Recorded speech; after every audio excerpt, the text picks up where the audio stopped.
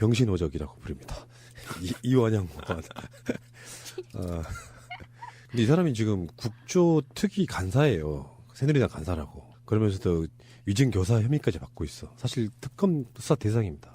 가장 부도덕한 정치인 그 이미지가 지금 생겼을 정도로 범국민적인 공적인 바로 이완영인데 뜬금없이 국회 일정으로 유럽을 간다는 거예요. 국조가 끝나지도 않았는데. 문제는 국조가 그냥 끝나지도 않았는데 가는 게 목적이 아니라 새누리당 간사가 없으면은요 국조 협의가 안 됩니다. 그래서 공식적으로 방해하기 위한 그런 짓거리를 하고 있는 거예요. 국조를 연장해야 되는 부분도 새누리당 간사랑 협의가 돼야 돼요. 야, 이거 예전에 세월호 특위에서 저쪽 엑스맨들이 하던 짓 똑같이 하는 건데? 그러니까. 그래서 아예 협의 대상자가 빠져줌으로써 국조를 자연스럽게 끝내려고 하는 의도가 아니냐. 아니, 그 들통이 났으면요. 아, 저 사람이 이제 엑스맨으로 그동안 활동을 했다라는 게 들통이 났으면 좀 자숙을 해야 되는 거 아니에요? 끝까지, 자기가 이렇게 행위에 마침표를 찍어줌으로써, 나는 엑스맨으로 주어진 역할을 끝까지, 완수했다. 지금 이거를 우리한테 내세우는 거야? 내 생각에는요. 이완영이 그 18원 후원금이 납치를 하면서 못 해먹겠다고 간사를 내려놨단 말이야. 근데 왜 다시 하게 됐냐면은 이완영의 말에 의하면은 새누리당 지도부가 하라고 했다는 거예요. 그 말은 액면가 그대로 믿지는 않아요. 저는 이완영이 확신하는 것 중에 하나가 신비진 표현대로 확신합니다. 사드 문제 갑자기 돌변하면서 사드 배치 찬성으로 돌아서거든요. 거기는 분명히 비리가 있다고 보는 거거든요. 비리 문제가 있기 때문에 자기 정치 생명이 걸려있음에도 불구하고 그 짓을 하면서 성주 군민들을 완전히 배신해버렸잖아요. 근데 지금 여기에 이완영이 콧도리가 딱 하나 걸려있는 느낌이에요. 그래서 네가 여기 들어가서 뭔가를 해라는 오더를 받고 청문회를 하는데 TV 생중계가 되는데 모든 국민이 쟤는 간자야. 그 따가운 시선을 의식하면서 정치인이 계속해서 그 짓을 한다는 게 쉽지가 않거든요. 자기 입장에서는 도저히 못 해먹겠다 하니까 그러면 차라리 이도저도 하지 말고 사라져줘. 국조기간 동안에. 네가 또 가버리면 국조 연장도 못 시키니까 차라리 사라져줘. 이런 식으로 코트리가 하나 끼워서 그냥 오다 받고 계속 그 짓거리 하는 게 아닌가 이런 생각이 드는 거예요. 지금 이게 지금 일단은 국조청문회 위증 모의 3장 사진이 발견됨으로 인해서 구체적인 위증을 모의한 사실이 사실로 드러난 겁니다, 지금. 그리고 두 번째, 감사원 근무 시 촌지받은 적이 있어서 감사원에서 공고퇴직됐다라는 게 지금 확인되고 있는 중입니다. 본인은 지금 아니라고 주장을 하고 있지만 사실은 이게 지금 금방 확인돼요. 이거는 공무원이었기 때문에.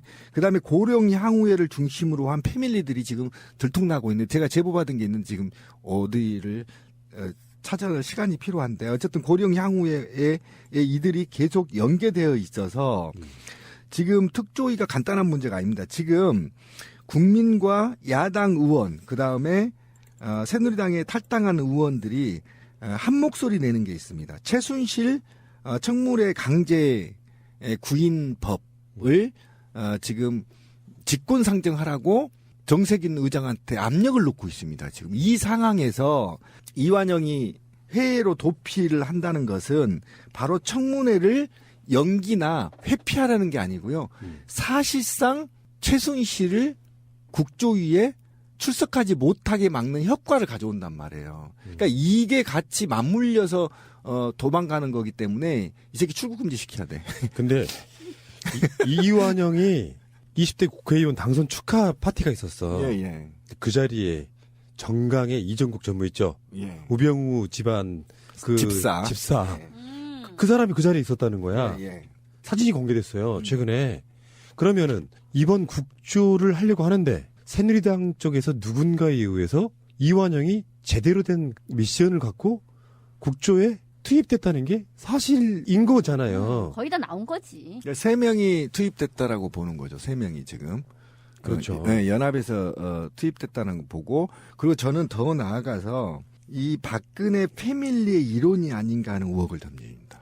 왜 그러냐면 박근혜 패밀리의 이론들이 고령 향후회를 중심으로 사실은 뭉쳐있기 때문에 이게 혈연과 지연으로 얽혀있는 곳이거든요. 그러니까 이렇다고 보면 이 주변 인물이 아니고요. 적어도 이곳에서 오랫동안 같이 동고동락하면서 박근혜 최순실의 권력을 유지 발전시키는데 동조를 한 세력으로 저는 분명히 의혹을 던지고요. 곧 밝혀질 거라고 봅니다. 지금 네티즌들이 이완영이한테 굉장히 분노하고 있기 때문에 지금 기자들도 추적하고 있고요. 예. 분명히 밝혀질 거라고 저는 봅니다. 그러니까 심지어는 이완영이라는 캐릭터가 최근에 드러난 것 중에 하나가 이 사람이 감사원에 재직하다가 그렇죠.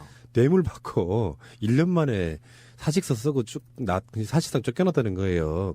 그 당시에도 무슨 파면이나 이런 징계를 안 받고 지 스스로 사직했기 때문에. 그렇죠. 근데 다른 사람도 아니고 감사원 직원이 감사하러 나갔다가 피감 기관한테 뇌물을 받는 그런 캐릭터야. 그러면 어떻게 했냐고요. 다시 한번 말씀드리지만요. 사드 문제가 나왔을 때 이완영이 비리가 없나고 캤다고요. 그 당시에 그 군 의회 의원들 뭐 관련해가지고 금전적 비리가 하나 나온 게 있었단 말이에요. 그러면 그 신비님 말씀은 패밀리라고 이야기를 하는데 패밀리일 수도 있겠죠. 있는데 한편으로는 그게 패밀리만으로 해석이 안 되는 게 정치 생명이 끝났어요. 얘는 정치 생명이 끝난 것까지도 감안하면서까지 성주에서 사드 문제 등 돌리고 범국민적으로 공적이 되고 범국민적인 별명이 이완용이에요. 그러면 이 정도 되는 사람이면 비리 문제에 콕 끼었다고 보는 게 맞거든요. 최순실 게이트 막 났을 때 웬만한 비리 없는 친박 국회의원들은 입 다물고 가만히 있었거든요. 이완영과 나서는 이유가 저거는 반강제. 버리는 패구만. 그러니까 이완영 자체는 뭔가 비리가 걸려 있어서 거기에 대해서 자기도 안 하고 싶겠지 솔직히 입장 바꿔 생각하면은 어쨌든 정말 골 때리는 캐릭터예요. 그러니까 이게 이제 사무관으로 재직됐었잖아요. 감사원. 그 감사원 사무관은 굉장히 무서운 자리거든요. 사실은. 그런데 촌지받고 사퇴할 정도였으면요. 굉장히 큰 사건이었습니다. 작은 사건으로 감사원 사무관이 옷을 벗는 건 거의 드물어요.